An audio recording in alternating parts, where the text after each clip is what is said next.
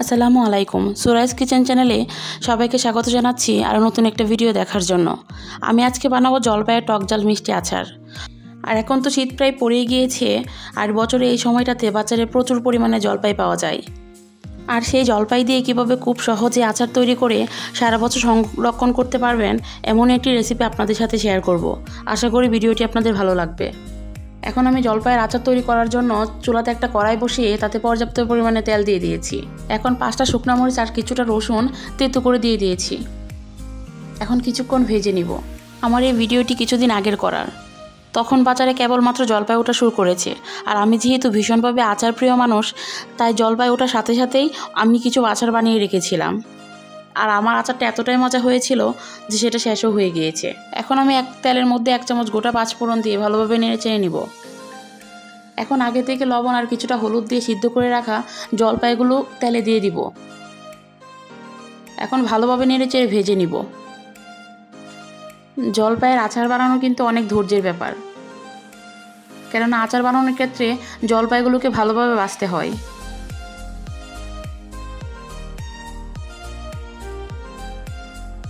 অনেক সময় নিয়ে জলপাইগুলোকে ভালোভাবে ভেজে আচার বানালে সেই আচারটা অনেক দিন পর্যন্ত সংরক্ষণ করা যায়। ভালোভাবে ভাজা না হলে আচার খুব তাড়াতাড়ি নষ্ট হয়ে যায়। তাই আমি সময় নিয়ে আচারগুলোকে ভালোভাবে নেড়ে চেড়ে ভেজে নিব।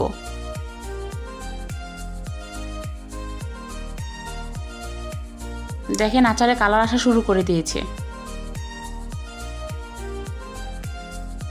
জলপাইগুলোকে অনেকক্ষণ যাবৎ ভাজার পরে যখন জলপাইগুলোতে কালার চলে এসেছে, তখন আমি এখানে 2 কাপ মতো আখের চিনি দিয়ে দিব। আমি এখানে আখের চিনিটা নিয়েছি, আপনারা চাইলে গুড় বা সাদা চিনিটাও নিতে পারেন। এখন ভালোভাবে মিশিয়ে আবারও ভেজে নিব। আমি আগেই বলেছি আচার বানানো অনেক ধৈর্যের বিষয়। আচার বানানোর সময় যদি আপনি চুলার পাশ থেকে সরে যান তাহলে আচার নষ্ট হয়ে যাবে। এখন আমি কিছুটা লবণ দিয়ে দিব। আবারও ভালোভাবে নেড়ে চেড়ে ভেজে নিব। আচারটাকে খুব ঘন ঘন নাড়তে হবে, নয়তো নিচে লেগে যাবে। যেহেতু আমি এখানে চিনিটা দিয়ে দিয়েছি, তাই ঘন ঘন না নাড়লে আচার নিচে লেগে যাবে। আর আচার একবার নিচে লেগে গেলে আচারের স্বাদটা নষ্ট হয়ে যাবে। তাই আমি কিছুটা সময় নিয়ে চুলার আঁচটা লোতে রেখে ঘন ঘন নেড়ে চেড়ে আচারটাকে ভালোভাবে ভেজে নেব বা বানিয়ে নিব। দেখুন অনেকক্ষণ সময় ভাজার পরে আমার আচারটাতে কত সুন্দর একটা কালার চলে এসেছে। এখন আমি আগে থেকে ভেজে গুঁড়া করে রাখা পাঁচফোড়নের গুঁড়া দিয়ে দিব। এখন ভালোভাবে নেড়ে চেড়ে মিশিয়ে নিব।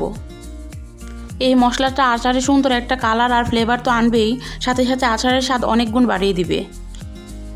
বলা যায় আচার বানানোর মেন উপকরণই হচ্ছে এই মশলা। আচার বানানোয় যে যে উপকরণ লাগে সব উপকরণ দেয়া হয়ে গিয়েছে। এখন কেবল ঘন ঘন নেড়ে চেড়ে আচারটা ভালোভাবে ভেজে নেওয়ার পালা। আর এভাবে আচার বানালে আচারে কোনো প্রকার ভিনেগারের প্রয়োজন হয় না। আমি কিন্তু হাতে গোনা কয়েকটা আচার ছাড়া আর কোনো আচারে ভিনেগার ব্যবহার করি না। এভাবে সময় নিয়ে একবার আচার বানিয়ে সারা বছর সংরক্ষণ করে খাই। আমার আচার কিন্তু কখনোই নষ্ট হয় না। আর এখন তো শীতকালে হালকা রোদে বসে গরম ভাতের সাথে যে কোনো তরকারি দিয়ে আচার খেতে ভীষণ ভালো লাগে। আর আমার মতো কে কে এভাবে আচার খেতে পছন্দ করেন কমেন্ট করে জানাবেন। এই কথা বলতে বলতে আমার আচারটা প্রায় হয়ে গিয়েছে। এখন আমি 1 চামচ মতো চিলি ফ্লেক্স দিয়ে ভালোভাবে নেড়ে চেড়ে মিশিয়ে আরও 2 মিনিট ভেজে নিব।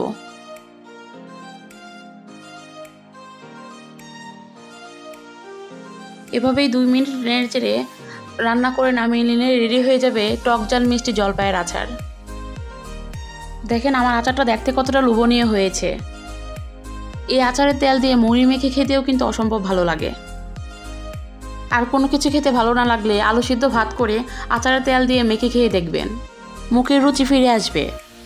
ভিডিওটি কেমন লাগলো কমেন্টস করে জানাবেন। আমার চ্যানেলটি সাবস্ক্রাইব করে আমার পাশে থাকবেন। আল্লাহ হাফেজ।